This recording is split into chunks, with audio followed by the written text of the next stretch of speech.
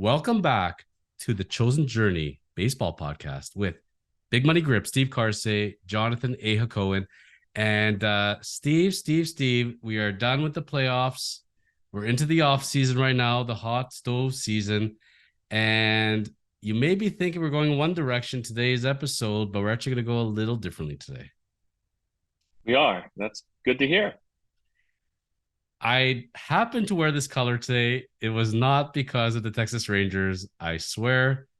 I went on a rant last week while you're on hiatus and talked about all the reasons why the Rangers won the World Series. So if you can't sleep at night, you can go ahead and watch that if you like. But today is not about celebrating the Rangers and their first ever World Series. It's the three teams that came the closest. And today, we haven't had a chance to really talk about this, but in my estimation, any of those teams could have easily won this World Series. It could have been anybody's game. Yeah, of course. I mean, the name of the game is just to get in, right? I mean, look at the Arizona Diamondbacks. They won 84 games, and they ended up riding a hot streak and some hot players to the World Series and came up a little bit short. So, at the end of the day, the way Major League Baseball has now mapped out the road to get to the playoffs, the three division winners, and then the three wild cards with the first two getting byes, right, and getting a little bit of time off to rest. Whether that's a good thing or a bad thing, that's for another time and another discussion. But they set it up where in some years, close to a 500 team is going to get in, and that's no fault of the Diamondbacks or any other team that finishes 2 or 4 games above 500 to get in the playoffs and ride that wave to the World Series and sometimes maybe ultimately win that World Series, right? The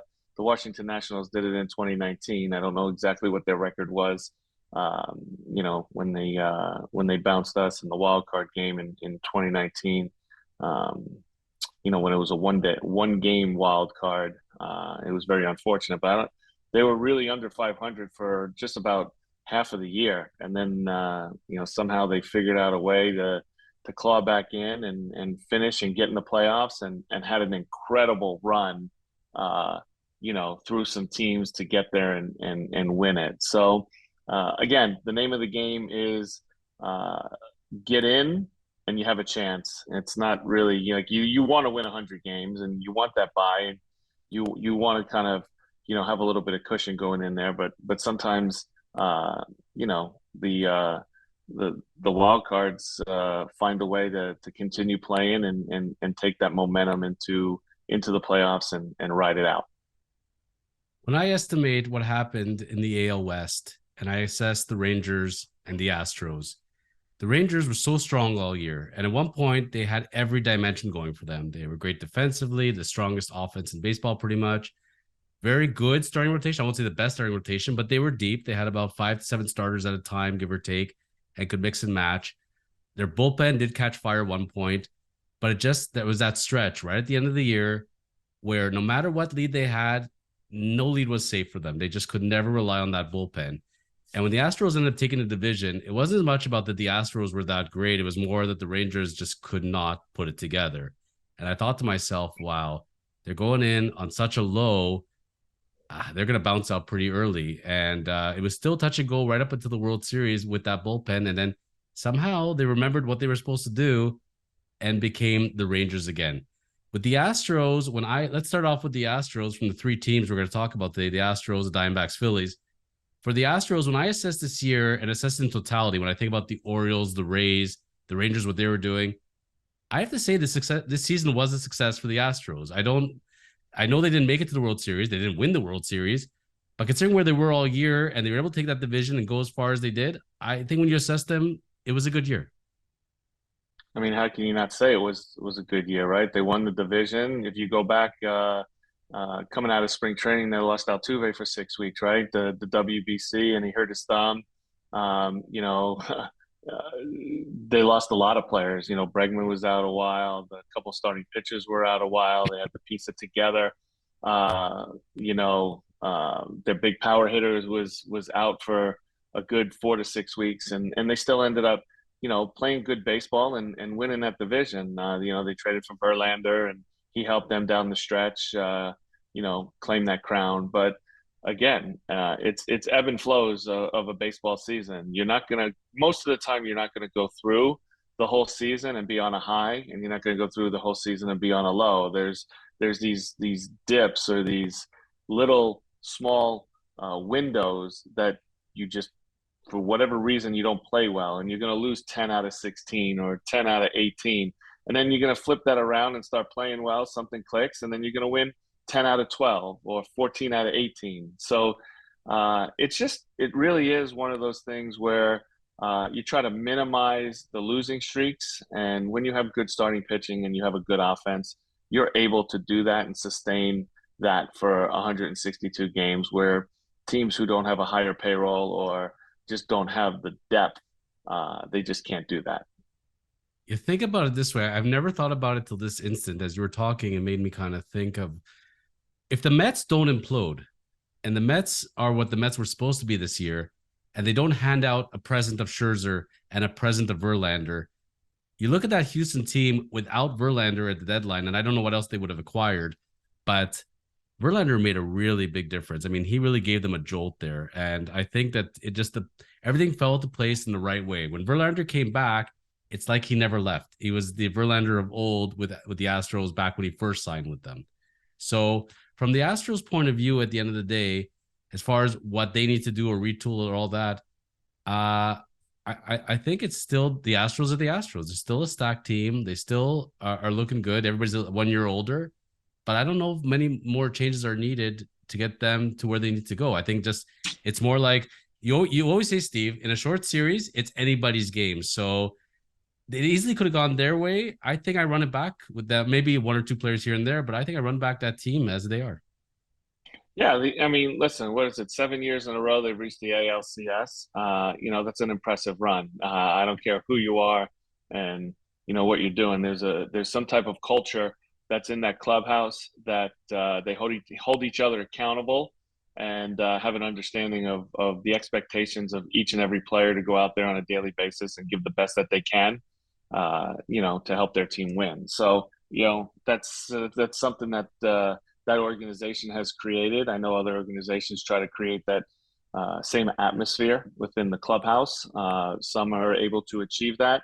And listen, at the end of the day, when you have a little bit larger payroll and you have, a few more stars on your team, that rounds out the capabilities of putting some winning streaks together, because you're running these guys out there as long as they're healthy on a daily basis. And one other point that I don't think you and I have ever discussed this, but wasn't that long ago that the Astros were an NL team and they actually got a fairly nice payment as an incentive to go to the AL. So they got a payment of incentive to switch over, and things have only gone right since they've been in the AL. So it's been a perfect storm for them at the end of the day. And I don't know if we're going to call it a dynasty or not, but certainly solid and a good standard for every other AL team to base themselves off of. Now turning over to the Diamondbacks and your home state of Arizona, and Blue Jay fans, I'm based in Toronto, Ontario here, and they're still crying because the Jays lost their top prospect, NL catching Gold Glove winner Gabriel Moreno. Lourdes Gurriel, now free agent, did very well for the Diamondbacks as well. And everything just clicked in right for that team. They made certain moves. They got Seawald. I know Seawald didn't have the best World Series, but man, it all clicked together. Every single move went right for them, it seemed. And they stayed steady. I never felt that they were down. I never felt that they were the top team, but they just kept steady, steady, steady. And that led them all the way to the World Series.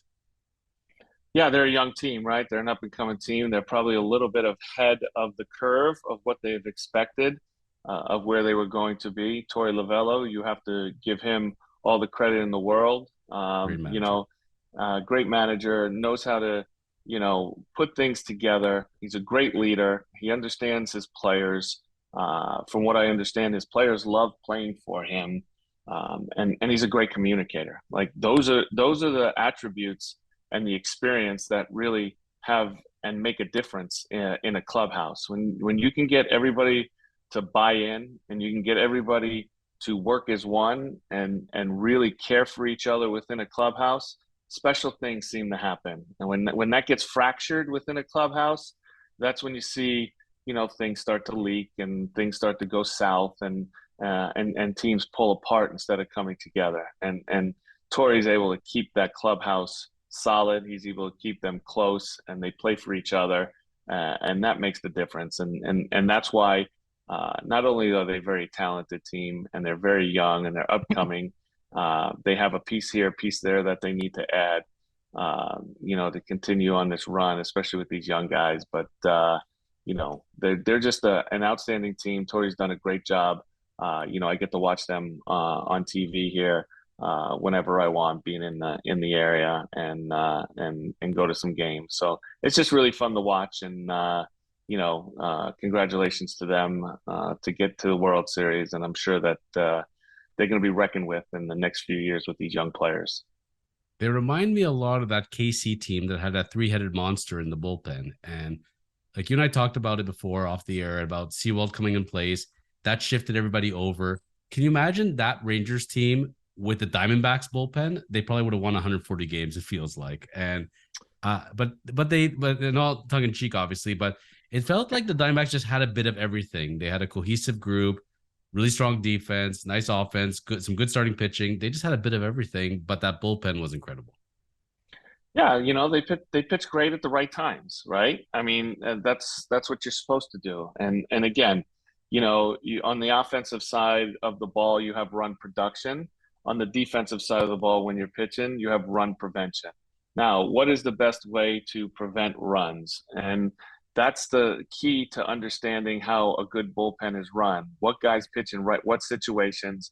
It's not this guy in this inning, this guy in that inning. It could be, we're facing the 3, 4, 5 hitters. They're all really good low ball hitters. So let's call the bullpen and get our four-seam riser who can attack the top of the zone, and that's his strength, and that's the weakness of the 3 hitters coming up, and you deploy that, with the analytical information. And that's kind of what I've talked about with you and others within the game is the analytics is a great tool. It's an understanding of what's in your toolbox to how to use it. So now if you can have this information and use it within the game, when the lineup turns over or when certain guys come up to counteract what the hitter does well to what you can, opposite do well coming out of the bullpen and deploy that guy, that's the advantage. And the teams that do that really have a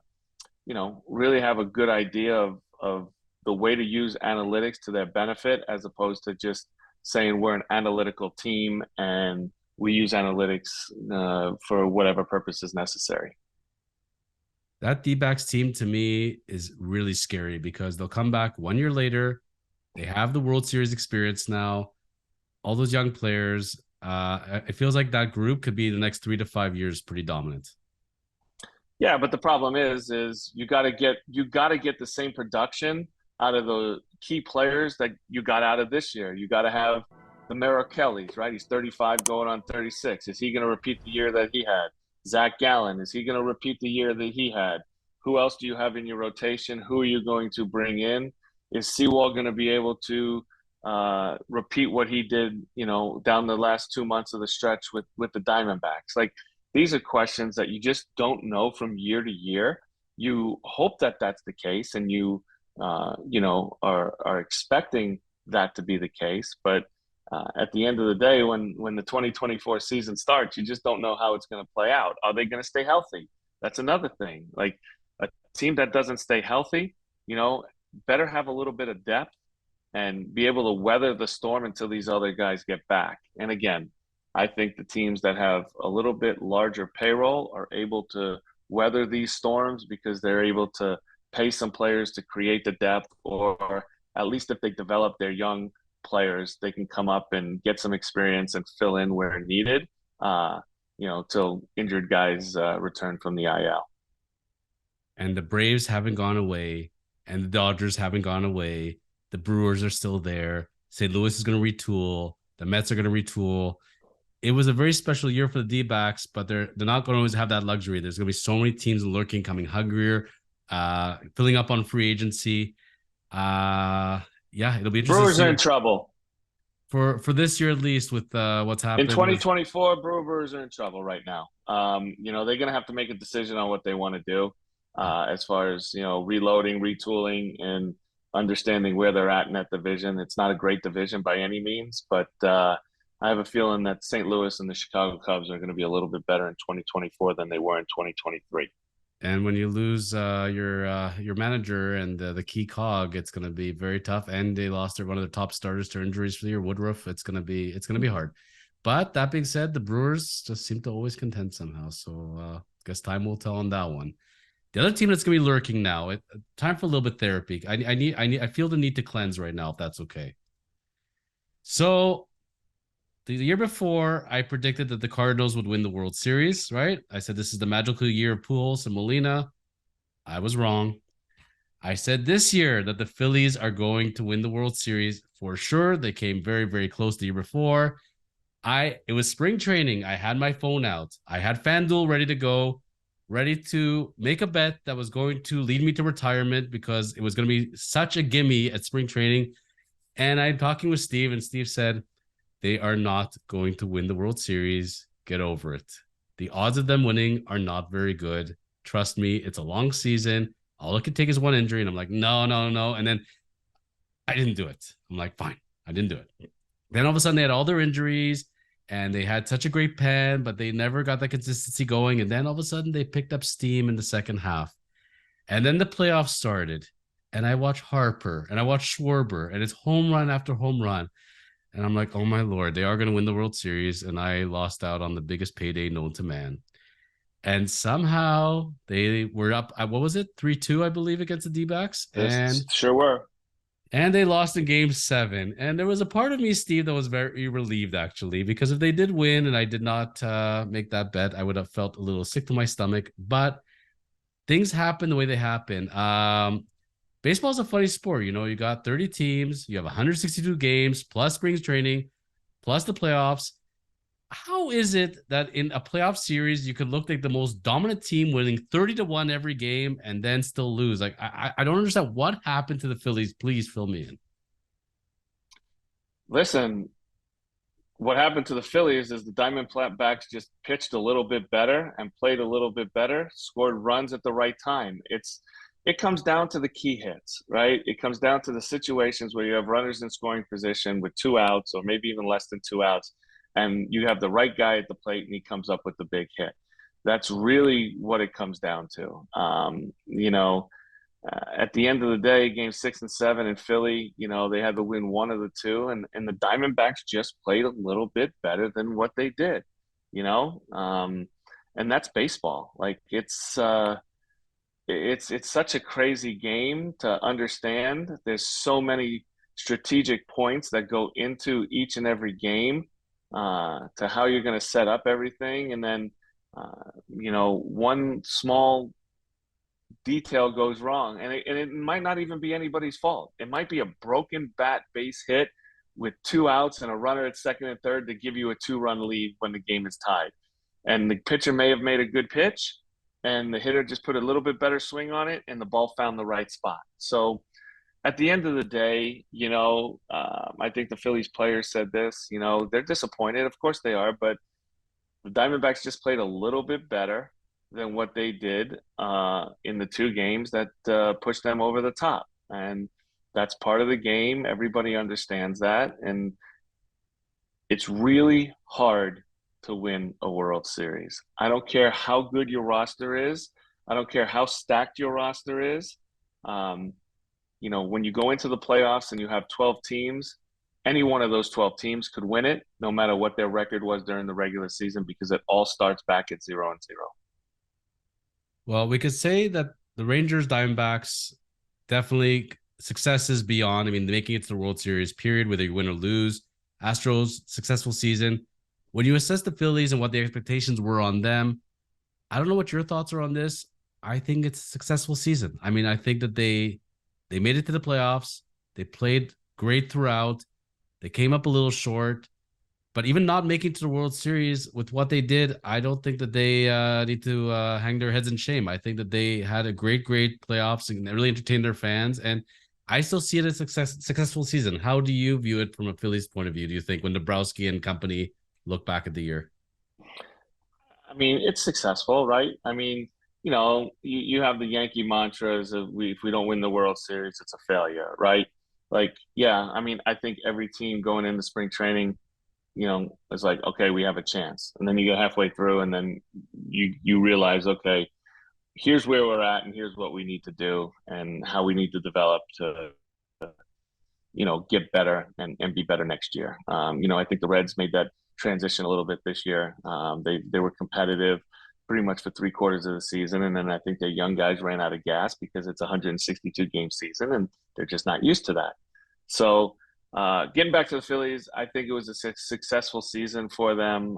Very disappointing, obviously, the way they lost. And the other thing I think about is like we just talked about there's a couple pitches here that changed the whole trajectory of that series with the Diamondbacks, right? When Kimbrel is in Arizona and he gives up that home run, obviously, and then he comes in the next day and gives up the base hit, I believe it was to Marte to put them up, right?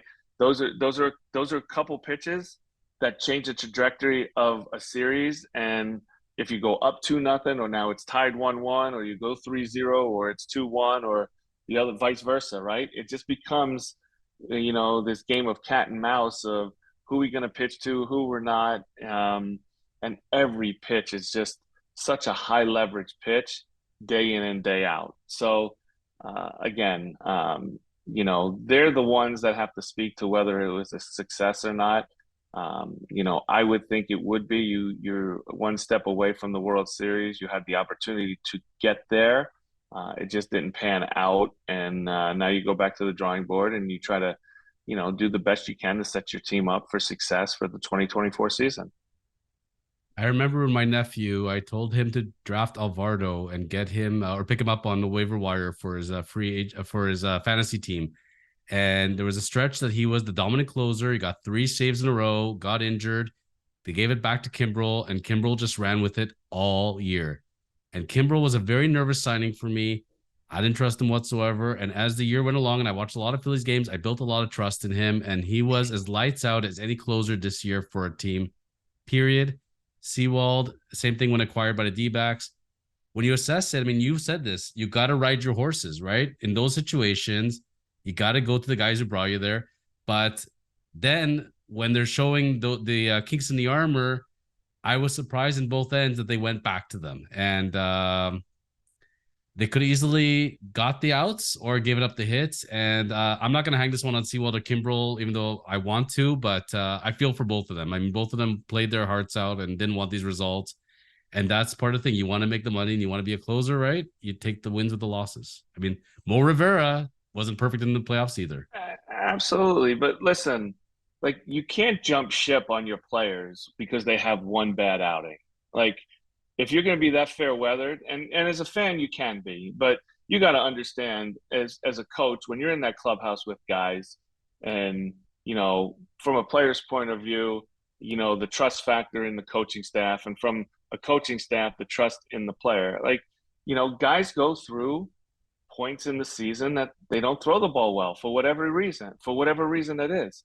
It's not, you don't lose trust in the player. You try to fix the player and try to figure out why he's not being successful during this stretch. And again, that's where analytics come in. That's where your communication comes in, the collaboration of talking with the player comes in, the analytics come in to see maybe where he's struggling, if his breaking ball's not breaking as much or his fastball doesn't have the life that it used to or the velocity's not there.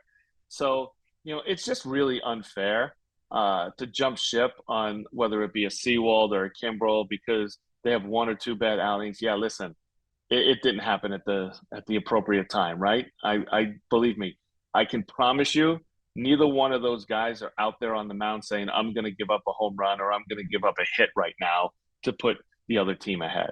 That's just not the mindset of what you're thinking. You're a competitor. You're going out there and you're doing the best that you can in the situation that you're in.